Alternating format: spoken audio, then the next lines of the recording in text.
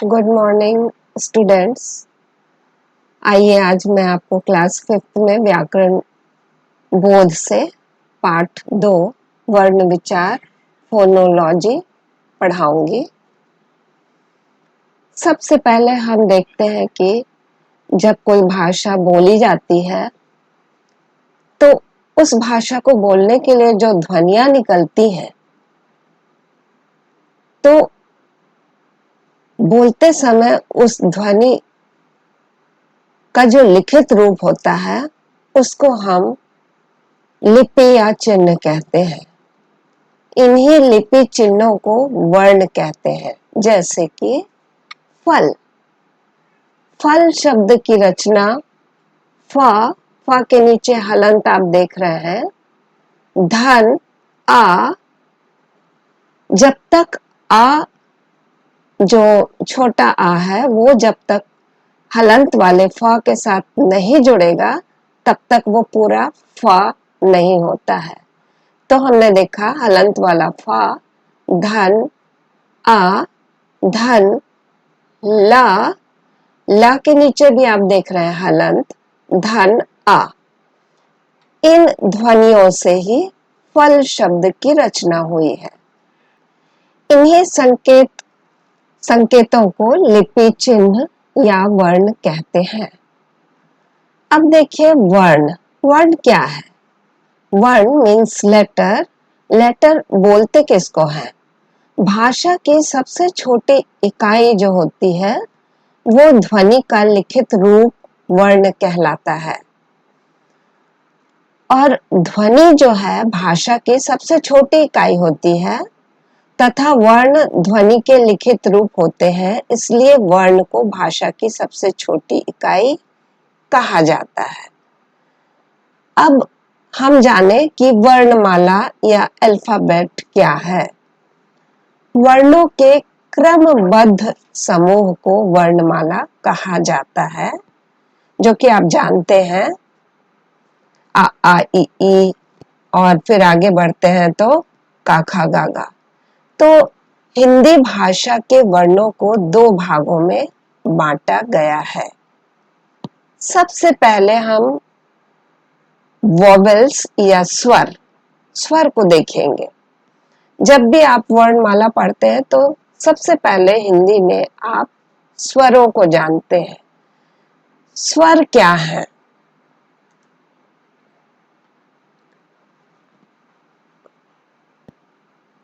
जो वर्ण स्वतंत्र रूप से बिना किसी वर्ण की सहायता के बोले जाते हैं उन्हें स्वर कहते हैं। स्वर वर्णों की सहायता से ही व्यंजन वर्णों का उच्चारण होता है और हमारी हिंदी भाषा में कुल 11 स्वर होते हैं जो इस प्रकार से हैं: अ, आ, इ, ई, उ, ऊ, ऋषि, ए, ऐ, ओ, औ आदि। अब इसके बाद हम व्यंजन को जानने की कोशिश करेंगे। व्यंजन मीन्स कॉन्सोनेंट्स। जिन वर्णों का उच्चारण स्वरों की सहायता से होता है उन्हें व्यंजन कहते हैं। व्यंजन के उच्चारण में अ, छोटा आ ध्वनि छिपी रहती है। हिंदी भाषा में कुल 33 व्यंजन होते हैं, का से लेकर आहा तक। स्पर्श व्यंजन, स्पर्श व्यंजन किसको बोलते हैं? जिन व्यंजन वर्णों का उच्चारण कंठ, तालु, मूर्धा, दंत और ओष्ठ के स्पर्श से होता है उन्हें स्पर्श व्यंजन कहते हैं। जैसे का से मा तक। 25 के व्यंजन, ये 25 हैं जो कि स्पर्श व्यंजन कहलाते हैं। उसके बाद अंतस्थ व्यंजन, इन वर्णों का उच्चारण मूर्धा, जीभ, तालु, ओष्ठ के योग से होता है। य, र, ल, व ये अंतस्थ व्यंजन कहलाते हैं। फिर उष्ण व्यंजन। उष्ण व्यंजन क्या है? जिन वर्णों का उच्चारण रगड़ या घर्षण से उत्पन्न ऊष्मा से होता है उन्हें ऊष्म व्यंजन कहते हैं। इनकी कुल संख्या 4 है। श, श, स, ह। संयुक्त व्यंजन जॉइंट कॉन्सोनेंट्स। दो व्यंजनों के संयोग से बनने वाले व्यंजन को संयुक्त व्यंजन कहते हैं। जैसे क्ष, क और श से के योग से बनता है। इसी तरह त्र देखिए, त्र जो है त और र के योग से बना है। आगे देखिए ज्ञ, ज्ञ शब्द जो है ज और इय के योग से बना हुआ है। इसी प्रकार श्र भी संयुक्त व्यंजन है। श्र में श और र के योग से ये बनता है। द्वित्व व्यंजन डबल कॉन्सोनेंट। जब कोई व्यंजन ध्वनि अपने समान व्यंजन ध्वनि से मिलती है तो उसे द्वित्व व्यंजन कहते हैं। जैसे पक्का।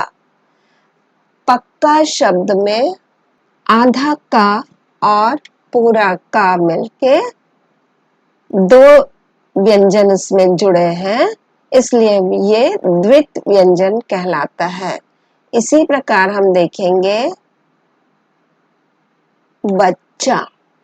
बच्चा शब्द में भी आधा च और एक पूरा च, दो व्यंजन उसमें जुड़े हुए हैं, इसलिए व्यंजन ध्वनि दो आ रही है और एक जैसी है, इसलिए उसको द्वित्व व्यंजन कहेंगे।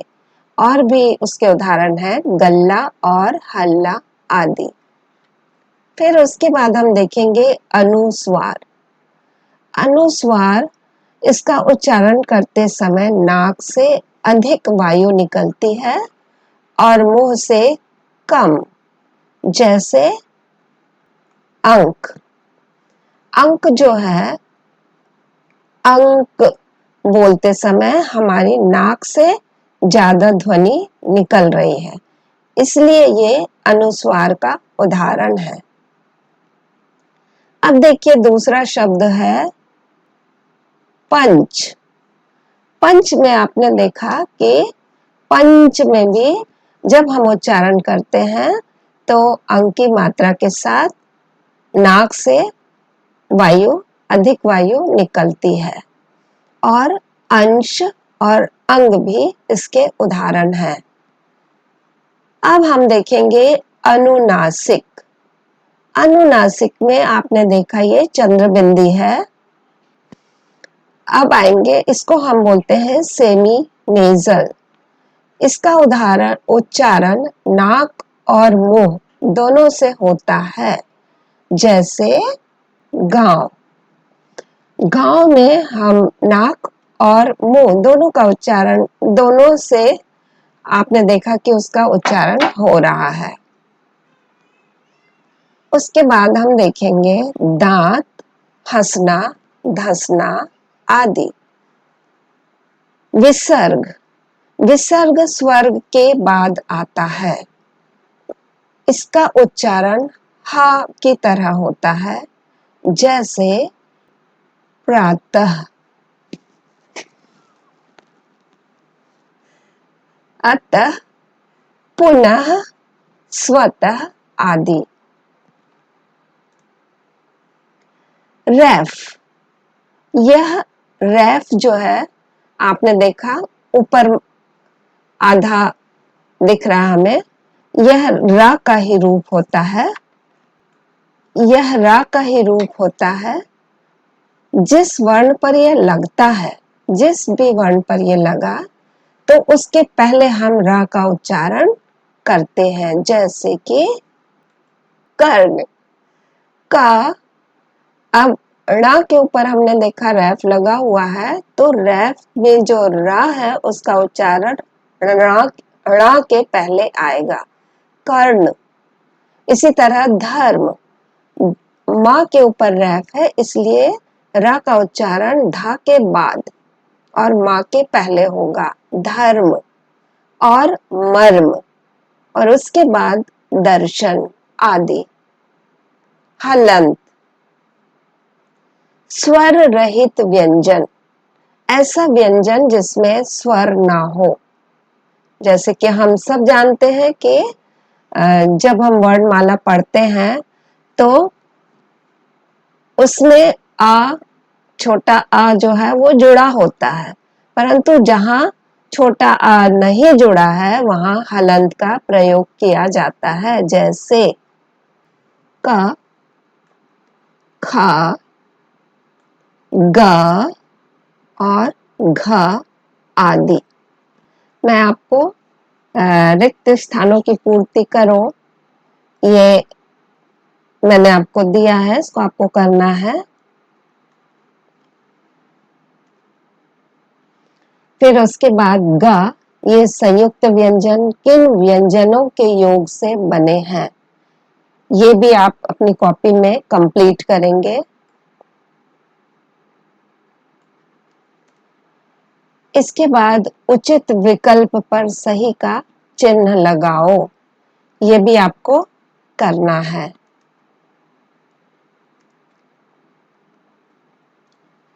फिर इसके बाद आप देखिए प्रश्न के अंत में आपको कुछ प्रश्नों के उत्तर लिखने हैं, ये आपको करना है।